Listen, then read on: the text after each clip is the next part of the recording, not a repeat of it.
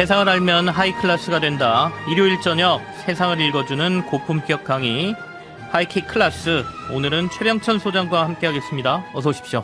네, 안녕하세요. 오늘 이제 두 번째 시간입니다. 우리가 최 소장님 오시면 불평등 문제를 얘기해보고 있어요. 지난주에 이제 우리가 생각했던 것과 다른 불평등의 여러 가지 좀 잘못 인식하고 있었던 것들을 좀 지적해 주셨고요. 예, 맞습니다. 일단 원인 분석이 정확해야 우리가 해결점을 찾을 수가 있는 거기 때문에 오늘은 이제 어떤 얘기를 해 주실 건가요?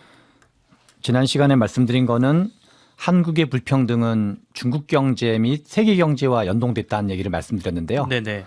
그런데 한국 불평등만 그랬었던 게 아니라 전 세계 불평등이 다 그랬었다.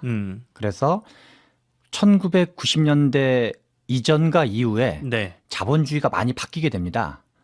우리나라 불평등이 증가하는 연도가 97년 외환위기가 아니라 94년. 네네. 한중수교 92년에 한중수교가 체결되고 94년부터 본격적으로 됐다 그러는데 실제로는 그런 양상이 나라마다 연도의 차이는 약간 있지만 90년대 이후로 세계 자본주의가 많이 바뀌게 됩니다. 네네. 그래서 세계 자본주의가 무엇이 바뀌는지 5가지 정도로 정리해서 지난 30년의 자본주의의 특징과 네네. 그것을 알아야지 최근에 변화되고 있는 대중국 디커플링이라든가 미중 신냉전이라든가 그다음에 이제 물가 인플레이션 문제라든가 이런 최근의 것을 제대로 이해할 수 있기 때문에 지난 30년간 자본주의가 그 이전과는 무엇이 달라졌는지 그 얘기를 좀 드리려고 합니다. 그러면 1990년대를 기점으로 해서 바뀐 글로벌 자본주의의 변화를 짚어보는데 맞습니다. 한 5가지 정도로 정리를 하신 것 같습니다. 예, 맞습니다. 그러면 이때부터 변화된 첫 번째는 저희가 뭐라고 봐야 되나요? 그레이트 더블링이라고 표현하는데요. 그레이트 더블링. 거대한 2배 정도로 표현할 수 있습니다. 네네. 당시에 세계 인구가 한 65억 정도 됐습니다. 네. 그런데 크게 세계 인구는 세 덩어리의 경제 체제에 살고 있었는데요. 20억 정도가 자본주의에 살고 있었고 네. 25억 정도는 공산주의권에 살고 있었고 네. 또 한 20억 정도는 농업경제, 저개발 농업경제에 살고 있었습니다. 그런데 89년도에 동유럽이 붕괴됐잖아요. 네네. 89년, 90년. 89년도에 동독이 붕괴가 되고 90년에 동유럽 공산주의가 순차적으로 붕괴가 되고 91년도에 소련이 붕괴되고 네. 92년도에 이제 중국이 개혁 개방을 수출 노선을 전면화하거든요. 그래서 이 나라들이 뒤늦게 야 우리도 이제 자본주의 세계화에 뛰어들게 해가지고 합류하는데 그 나라가 인구가 한 20억이 넘는 나라들이거든요. 네. 그래서 90년대 이전에는 전 세계 노동력의 숫자가 15억 명이었는데 15억 명이 불과 10년 만에 더블로 늘어나게 됩니다. 그래서 그레이트 더블링. 그렇죠. 그래서 세계 노동자 숫자가 15억 명에서 30억 명으로 늘어나면서 네. 우리나라에서 80년대 학번들은 상대적으로 취업이 좀 더 쉬웠는데 그렇죠. 2000년대 학번들은 취업이 엄청나게 어려워졌거든요. 네네. 근데 그것이 국내적인 문제라기보다는 전 세계적으로 노동자 숫자가 2배가 늘어나면서 노동과 자본의 협상력을 비롯한 전 세계 차원의 노동의 경쟁이 심해진 거죠. 그리고 그것이 동시에 세계적인 저물가 체제를 만들어내게 됩니다. 네. 노동시장의 확대, 결국에는 공산주의가 좀 무너지면서 맞습니다. 자본주의 체제가 그쪽으로 파급력이 들어갔던 게 뭐 시장도 늘렸고 노동시장도 크게 확대했다. 이걸 이제 그레이트 더블링. 자본주의가 1개에서 2개로 거의 늘어나는 거랑 똑같은 게 되는 거죠. 여기서 또 추가로 들을 얘기가 있나요? 아니면 두 번째로 저희가 변화를 두 찾아가야 번째로 되나요? 넘어가도 될 것 같습니다. 그러면 두 번째 변화는 그럼 그레이트 더블링 다음에 또 어떤 게 있었나요? 그레이트 더블링을 하면서 네. 2차 세계대전 이후에 미국이 주도한 질서 것 중에 하나가 IMF 가트 체제였거든요. 네. 서로 이제 자유무역을 좀 국제적으로 확대하도록. 그런데 중국이 이제 여기 합류를 하면서 하이퍼 글로벌라이제이션이라는 일이 벌어지게 됩니다. 네. 중국이 특히 이제 수출 중심 노선을 채택하게 되면서 전 세계 GDP에서 교역량이 차지하던 비중이 약 한 30%에서 네. 50%로 2배보다 약간 안 되지만 펑 하고 뛰게 됩니다. 그래서 교역량이 급증하게 되는 거죠. 그래서 전 세계 교역량이 급증하는데 우리나라가 마침 중국 옆에 있는 나라여서 네네. 중국 수출 대박을 같이 누리게 됩니다. 그래서 한편으로는 불평등이 증가하게 되고 상층의 수출이 대박을 치면서 한편으로는 한국의 GDP가 급상승하면서 네. 일본을 추격하는 동력을 마련하게 됩니다. 그래서 하이퍼 글로벌라이제이션이 이 시기에 이루어지고 한국의 전자산업과 반도체 산업이 일본을 추월하게 되는 시기도 요 이후의 시기라고 볼 수 있습니다.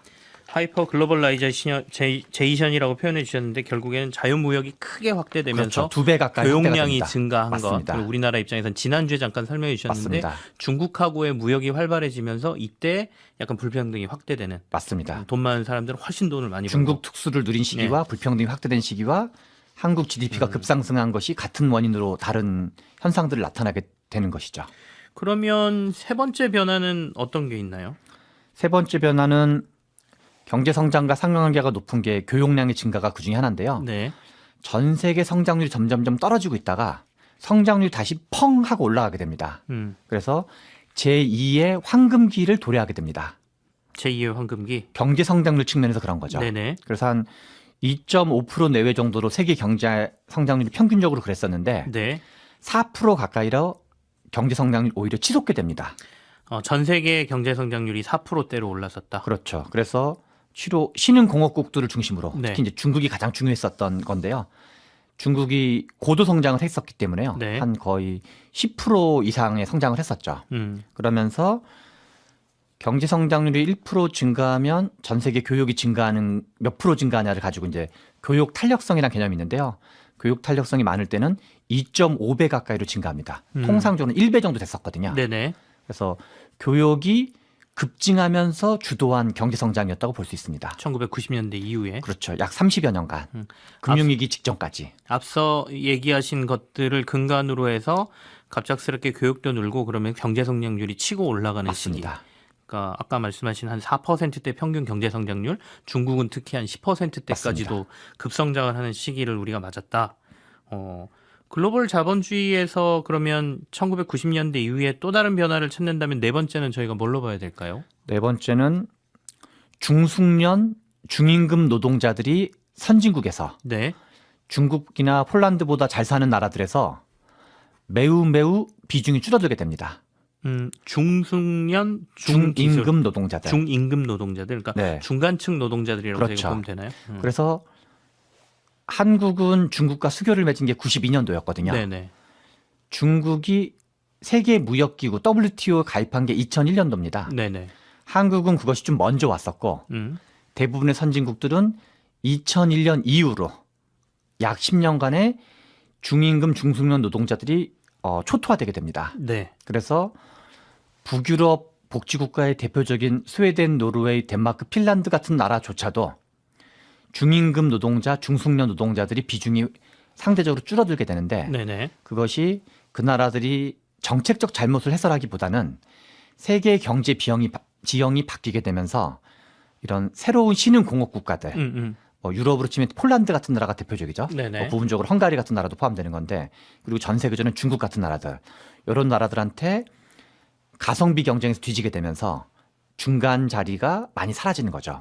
그래서 수치로 보면은 G7 국가들, 네. 뭐 미국, 독일, 영국, 프랑스, 일본, 캐나다, 이탈리아 G7 국가의 제조 비중이 64% 정도 되다가 47%로 약 17% 포인트 정도가 떨어진. 급감을 하게 됩니다. 도리어 제조 비중이. 이 선진국들은 그렇죠. 네. 반면 한국, 중국, 인도, 뭐 인도네시아 이런 등등 나라를 포함한 아시아 신흥공업국 6개 국가. 네. 우리 이제 아시아라기보다 이제 넓은 의미에서 신흥공업국 6개 국가는 네.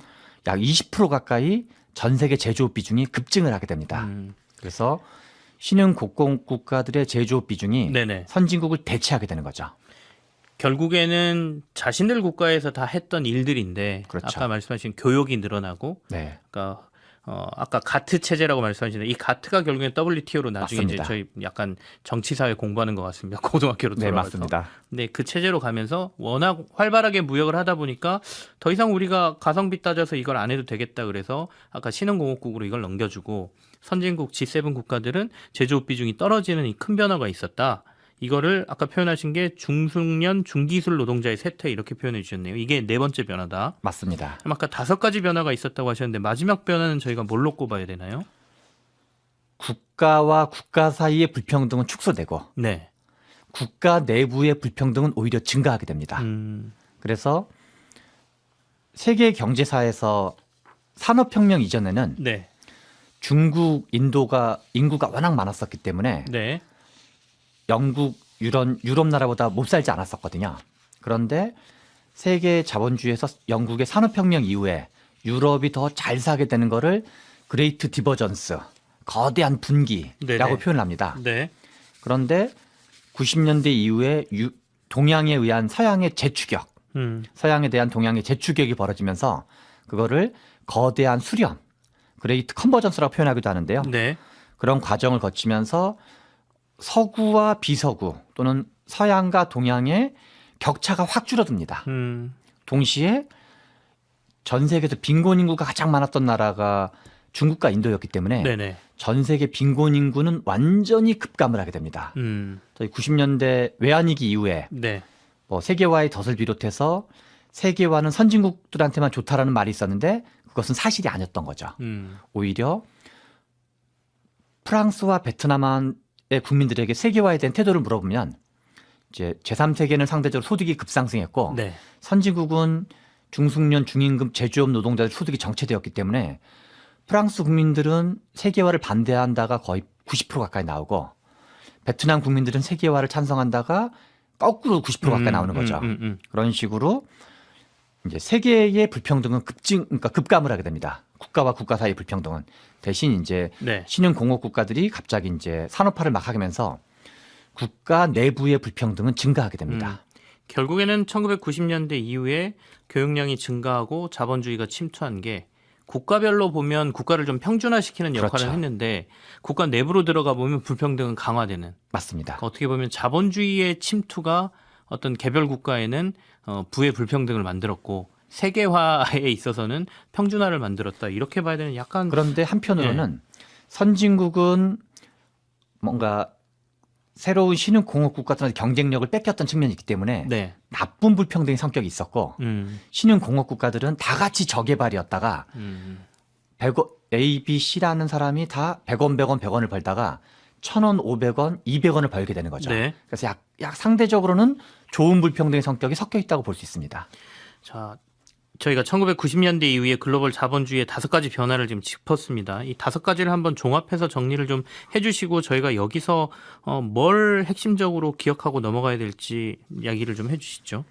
크게는 5가지 변화를 세계 노동력이 2배가 됐다. 네. 그래서 노동운동도 쇠퇴하게 되고 노동조합의 협상력도 떨어지는 것도 네. 이런 글로벌한 변화랑 연결되었다고 볼 수가 있습니다. 두 번째는 하이퍼 글로벌라이제이션, 교역량이 2배 가까이 늘어났다. 네. 세 번째는 제2의 황금기, 경제 성장률이 치솟게 됐다. 네 번째는 중숙련, 중임금 노동자들이 네. 대체로 선진국을 중심으로 급감하게 된다. 네.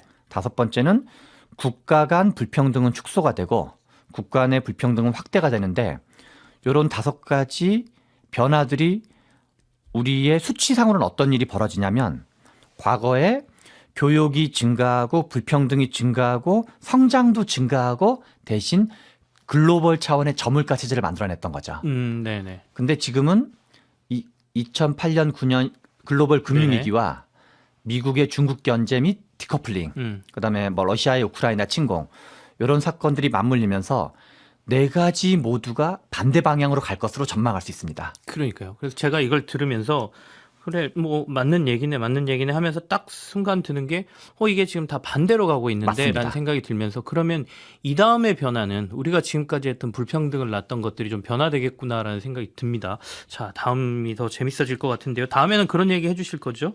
알겠습니다. 지금까지 최병천 소장과 함께했습니다. 고맙습니다. 예, 감사합니다.